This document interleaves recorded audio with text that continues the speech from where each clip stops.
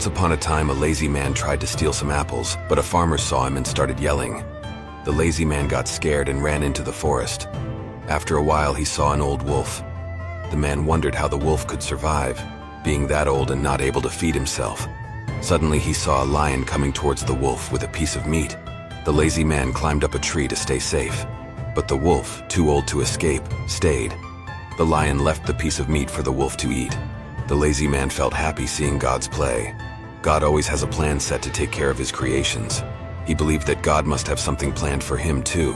So he left to find a place to sit and waited for someone to feed him. He waited there for 2 days without any food. Finally, he couldn't bear the hunger and left. He met a wise man on the way. He asked him why God treated him different from the wolf. The wise man answered, "It's true that God has a plan for everyone. You are obviously a part of his plan, but son, he didn't want you to be like the wolf. He wanted you to be like the lion."